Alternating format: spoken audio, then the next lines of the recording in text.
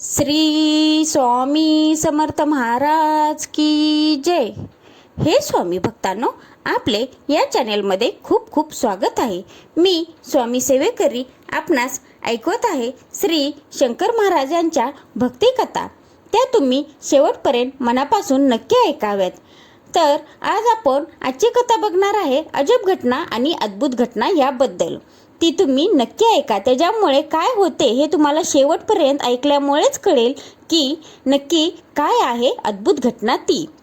तर त्याचबरोबर तुम्हाला कथा आवडत असतील तर तुम्ही लाईक, कमेंट, शेअर, सबस्क्राईब जरूर करावे आणि कमेंट्समध्ये श्री स्वामी समर्थ आणि श्री शंकर महाराज हे जरूर लिहावे, ही मी आपणास विनंती करते।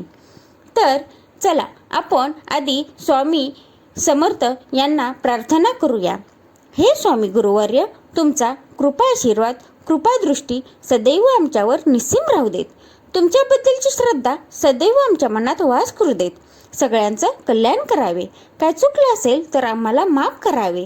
तुमचा वरद हस्त सदैव आमच्या मस्तकावर असू देत आणि आमचे मस्तक सदैव तुमच्या चरणी लीन असू देत। तर चला आजची घटना बघूया आपण काय आहे ते। अजब घटना, अद्भुत घटना। महाराज त्रिकालज्ञानी होते। भक्तांच्या मदतीला ते धावून जात असत। भक्तांच्या शंका कुशंकांचे ते निरसन करीत असत। तसे केल्यामुळे भक्तांची महाराजांवर श्रद्धा तर वाढतच असे, पण परमेश्वरावरही त्यांची भक्ती जडत असे। एकदा महाराज नगरला मुक्कामी होते। तेथे एका न्हाव्याच्या दुकानात दाढी करत होते। दाढी अर्धवट झालेली होती। अचानक महाराज उठून उभे राहिले आणि तरातरा चालत निघून गेले।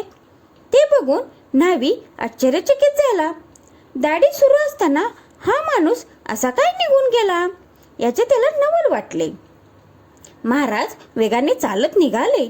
एके ठिकाणी एक माणूस मेला होता। त्यांच्या अंत्ययात्रेची तयारी सुरू होती। त्याचे कुटुंबीय मोठमोठ्याने रडत होते। लोकांनी प्रेत आणून तिरडीवर झोपवले। त्याला दोरीने बांधणार इतक्यात महाराज तिथे पोहोचले। बाजूला व्हा, बाजूला व्हा असे ओरडत महाराज प्रेताजवळ गेले। हा कोण वेडा माणूस आला म्हणून लोक चकित झाले।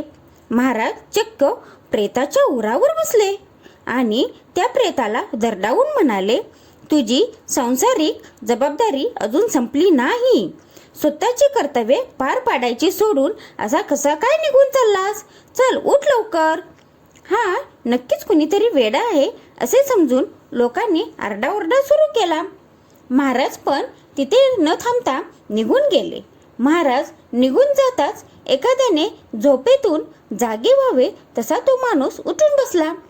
मेलेला माणूस जिवंत झालेला बघून सर्वांना आश्चर्याचा धक्का बसला। ही नक्कीच त्या वेडसर दिसणाऱ्या माणसाची किमया असावी असे लोकांना वाटले। आपण ज्यांना वेडा समजत होतो तो कुणीतरी थोर देवपुरुष असावा अशी लोकांची खात्री पटली। महाराजांना शोधून काढण्यासाठी शहरभर माणसे पळाली, पण महाराज कुणालाच कोठेच दिसले नाहीत। नगरमधून जणू ते अदृश्यच झाले होते। असे होते महाराज दयाळू आणि लोकांचा उद्धार करणारे। एकदा महाराजांना भेटायला एक विद्वान माणूस आला। त्याने अनेक धर्मग्रंथांचा सखोल अभ्यास केला होता। त्याला एकदा एक प्रश्न पडला होता।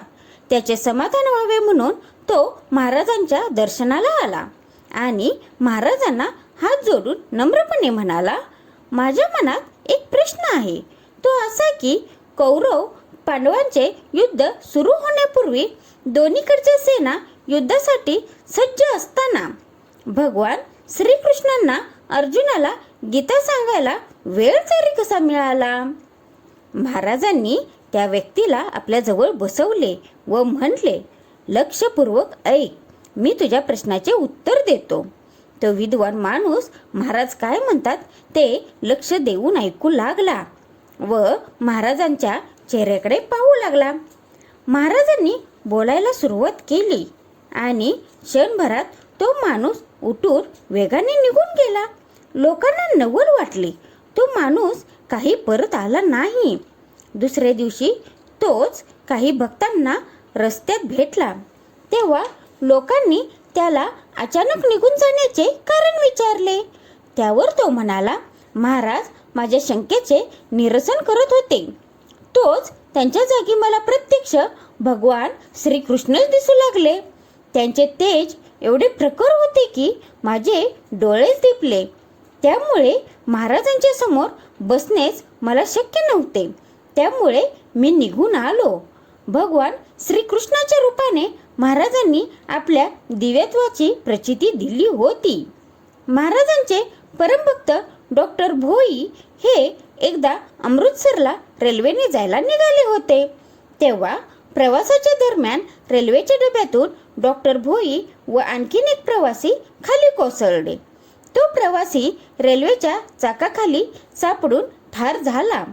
पण डॉक्टर भोई मात्र अलगदपणे रेल्वे रुळालगतच्या रस्त्यावर जाऊन पडले. हा चमत्कार कसा झाला? दोघेही एकाच वेळी रेल्वेतून खाली पडले, मात्र डॉक्टर भोई बचावले होते. महाराजांनी डॉक्टर भोई यांना वाचवले होते. ती रेल्वे वायू वेगाने धावत होती. तशात महाराज तिथे कसे आले? त्यांनी डॉक्टर भोईंना वाचवले कसे? सारे अनाकलनीय होते. पण आपल्याला या अपघातातून महाराजांनीच वाचवले अशी डॉक्टर भोई यांना खात्री होती.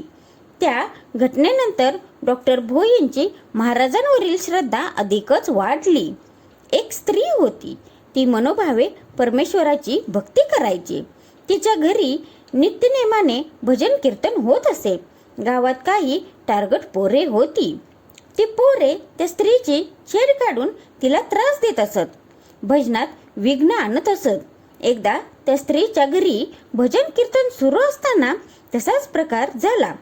तेव्हा तिथे हातात चाबूक घेऊन महाराज प्रकटले आणि त्यांनी त्या टार्गट पोरांना चापकाने फटके मारले.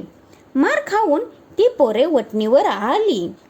महाराजांची माफी मागू लागली. तेव्हा महाराजांनी उपदेश करून मुलांना सोडून दिले. भक्तांच्या पाठीमागे महाराज उभे राहत ते असे.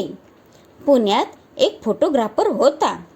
त्याला महाराजांनी दृष्टांत देऊन सांगितले की मी सध्या औदुंबर येथे आहे. तू येथे येऊन माझा फोटो काढ. त्या भक्ताला मोठा आनंद झाला. त्याने महाराजांनी ज्या दिवशी बोलावले होते त्या दिवशी औदुंबरला जायचे ठरवले. तो पुण्याहून मिरज येथे आला. तिथे त्याने आपल्या इतर मित्रांनाही सांगितले. सर्व मित्र मग 3 मोटारीतून औदुंबरला जायला निघाले. काही अंतर चालून गेल्यानंतर 3ही मोटारी बंद पडल्या. त्या चालूच होईनात. त्यांच्यात काय बिघाड झाला ते कोणाला कळेना. त्या फोटोग्राफरच्या लक्षात आले की महाराजांनी फक्त आपल्यालाच फोटो काढायला बोलावले आहे, पण आपण इतरांनाही घेऊन जात आहोत. हे कदाचित महाराजांना मान्य नसावे. म्हणून मोटारी बंद पडल्या. मग तो फोटोग्राफर एकटाच सायकलने औदुंबरला पोहोचला. महाराज त्याला म्हणाले, मी तुला एकट्याला फोटो काढायला बोलावले होते, पण तू आणखीन लोकांना आणत होतास. ते ऐकून फोटोग्राफर खजील झाला. महाराज म्हणाले, चल आता मला तू पुण्याच्या गाडीत बसव. फोटोग्राफरने त्यांना स्टेशनवर नेले. तिकीट काढून त्यांना हाताला धरून नेत असताना त्याला महाराजांचा हात वेगळा जाणवला. मागे बघितले, तो हात स्वामी समर्थांचा होता. बघितला ना कशा आहेत ह्या लीला श्री स्वामी समर्थ आणि श्री शंकर महाराज यांच्या. हे सर्व संत महाराज म्हणजेच आपल्या श्री दत्त रूपाचे एक दिव्यत्वाचे दर्शनच आहे असे तुम्ही समजा. या अजब घटना, अद्भुत घटना आहेत. त्यांनी या आगात लीला केलेल्या आहेत. त्या दोघांनीही केलेल्या आहेत. त्या आपण कधीही विसरू शकत नाही अशा त्या कथा आहेत आणि ह्या सत्य कथा आहेत. ह्या नेहमी लक्षात ठेवा. तर आपणाला भक्ती करायची आहे तर आपण जास्त पूजा अर्चा करावी असंच काही नाही.